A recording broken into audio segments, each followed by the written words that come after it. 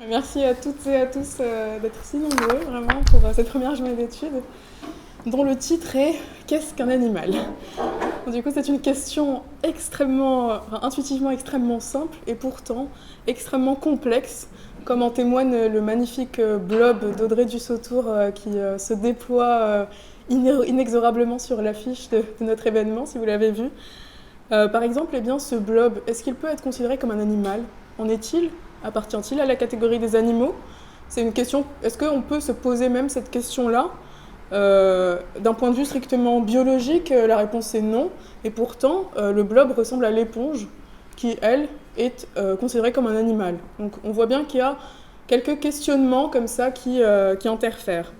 Du coup, d'un point de vue représentationnel, on voit qu'on dispose assez intuitivement, face à une chose si étrange qu'un blob, que cet être unicellulaire, on voit qu'on dispose assez intuitivement d'une image prototypique de l'animal, au sens de la théorie du prototype qui a été théorisée par Eleanor Roche, et qui relève des catégorisations qui sont ainsi inscrites dans nos imaginaires respectifs. Par exemple, on imagine un animal, on imagine un vertébré. Ça marche très bien. Un mammifère, un oiseau, un poisson, un reptile. Là, au point de vue de la représentation, tout va bien. Par contre, si on s'éloigne du prototype, que penser des mollusques, par exemple ? Que penser des arthropodes ? Donc la question de la définition de l'animal semble relever, on verra si c'est le cas, de deux mouvements contradictoires et pourtant intimement liés. D'une part, celui de la classification qui est réellement ou supposément objective et qui se fonde sur, on le verra avec Niels, les catégories, les critères nécessaires et suffisants de catégorisation. Et d'autre part, un mouvement de représentation, un processus de représentation que l'humain se fait de son plus ou moins autre, de cette espèce d'alter ego en négatif, comme on le verra au cours de la journée. Du coup, la diversité des disciplines qui traitent cette question, donc diversité des points de vue qui s'affrontent sur son terrain, des enjeux, qu'ils soient philosophiques, éthiques, culturels, anthropologiques et idéologiques, donc tous ces enjeux qui sous-tendent cette question rendent cette problématique éminemment complexe. Et c'est de fait la première question à laquelle notre tout jeune laboratoire junior, RA, pour recherche animalière transdisciplinaire et transséculaire, a souhaité s'affronter comme une forme de prémisse, comme ça, à la difficulté des enjeux d'un tel sujet de recherche, mais aussi comme première occasion de faire porter sur une telle problématique la multiplicité de regards transdisciplinaires. Puisqu'il s'agit là d'un des objectifs majeurs de RA, de notre laboratoire, à savoir conjoindre des disciplines différentes, des regards différents, dans une même visée de débat, de discussion et de résolution de thématiques problématiques.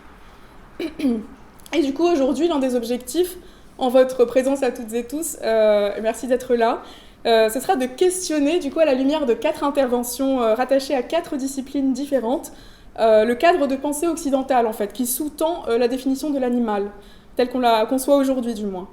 Définition que l'on porte, on l'a vu avec Eleanor Roche, de manière assez intuitive en nous, en fait. Dès Aristote, donc si on remonte à ça, si le monde vivant est divisé entre les plantes et les animaux d'une part et d'autre, on voit que la question de la spécificité de l'homme, dans la définition même de l'animal, de l'humain au sens générique, s'est instituée comme centrale dès lors.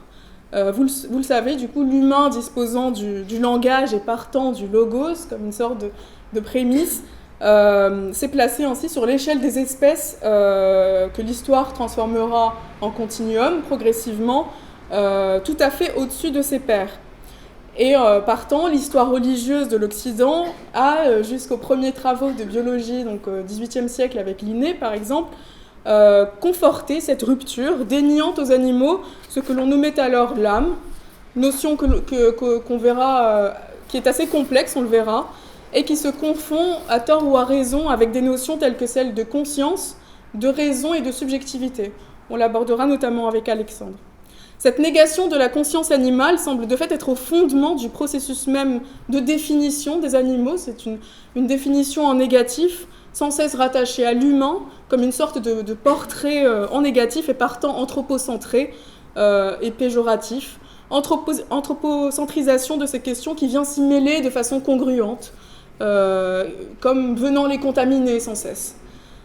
Aussi, le terme même d'animal porte-t-il, on le sait, en lui cette part de négatif au double sens de photographie, donc de captation, de capture d'un élément en négatif, et aussi tout bonnement au sens péjoratif du terme, tout simplement. Vous êtes un être vivant ne sera pas considéré comme une insulte, vous êtes un mammifère non plus, vous êtes un animal, là tout de suite on a un redéclassement, une recatégorisation tacite et éminemment péjorative. Du coup, aujourd'hui, la biologie, la philosophie qui renoue avec l'éthologie, la littérature et la linguistique nous permettront de comprendre ce qui se trame là-dessous, dans la corrélation du coup assez étroite entre définition de l'animal et définition de l'être humain, qui semble corrélée. Puisque la question cruciale est en effet la possibilité même d'une définition de l'animal qui n'implique pas, dans un même mouvement, celle de l'homme, donc animal ayant, comme le dit Georges Bataille, nié au fond de lui-même sa part d'être animal. Donc pour en apprendre davantage aujourd'hui et discuter ensemble, puisque la journée se clôturera sur un moment d'échange et de débat, nous sommes très heureux du coup d'accueillir Nils Chabrol, Camille Delattre, Alexandre Yagotkin et Catherine Cabrao-Recchioni. Leurs interventions nous permettront de considérer et d'appréhender les différents moments qui grèvent, qui rythment les évolutions parfois violentes de ces conceptions de l'animal. En premier lieu, du coup, Nils Chabrol, étudiant à l'ENS de Lyon en master de géologie, nous parlera du versant biologique de cette problématique définition, versant courant qui remonte donc au XVIIIe siècle. On verra que parmi les 2 millions d'espèces connues aujourd'hui, qui représentent environ 10% des espèces connues, à peu près 1 million seulement sont des espèces animales, considérées du moins comme étant classées et répertoriées.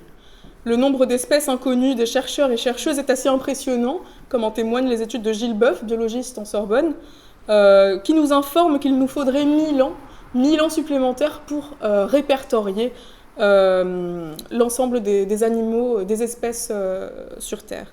Cela pose donc la question des critères tant de reconnaissance que de classification des animaux actuels certes, mais aussi les animaux du passé. Comment reconnaître, comment définir, comment comprendre les animaux du passé, grâce à la paléontologie notamment, comment découvrir, comment recenser, comment définir également les espèces inconnues avec qui l'on cohabite pourtant. Donc Nils nous permettra à travers son intervention de baliser un peu tout ce champ de recherche. Camille Delattre, doctorante en lettres modernes, reviendra à ce propos sur un débat majeur qui a eu cours au XVIIe siècle sur la définition de l'animal, ou plus largement de ce qui constitue l'être animal, définition qui se fonde sur la négation de propriétés singulièrement humaines à l'animal, à savoir l'âme, la raison et la pensée. Vous l'aurez reconnu, il s'agit de la très célèbre et controversée querelle des animaux-machines, de l'animal-machine que l'on doit à Descartes, qui remonte donc à sa lettre au marquis de Newcastle, sur laquelle Camille reviendra, puisqu'il y compare en effet l'animal à une sorte de mécanisme, un mécanisme semblable à celui d'une horloge, mécanisme de réponse automatique faite à des stimuli, qui font de l'animal le pendant fini, le pendant inscrit dans la finitude d'un humain qui, lui, demeure libre en vertu de sa pensée, de son langage et surtout de son âme.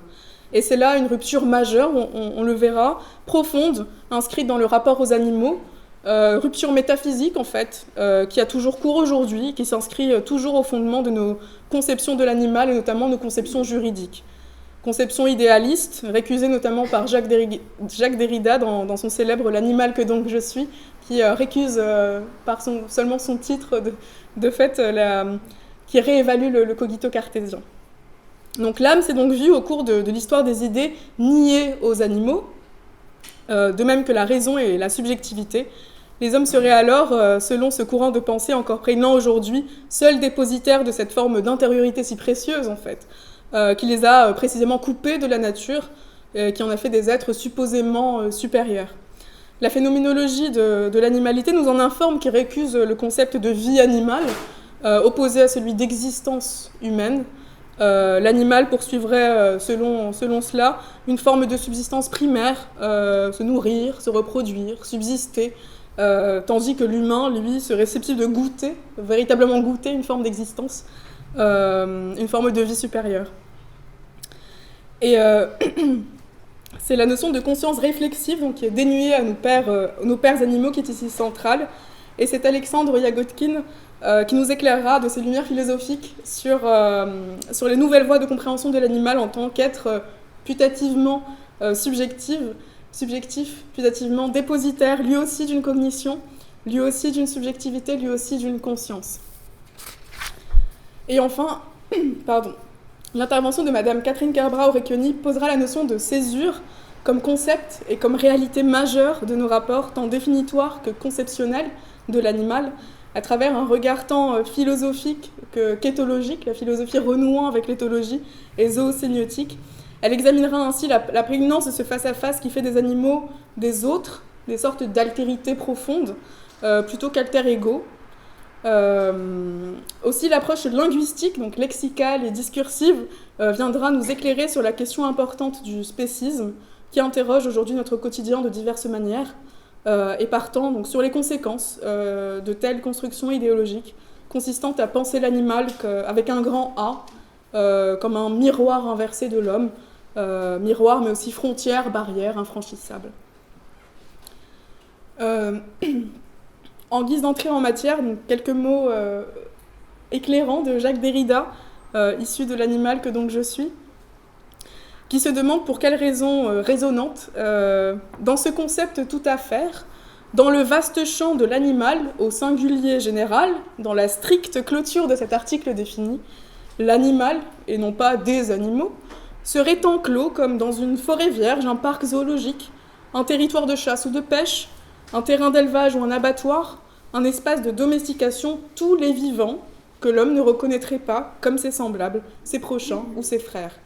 Et cela malgré les espaces infinis qui, comme nous le verrons avec Niels, séparent le lézard du chien, le protozoaire du dauphin.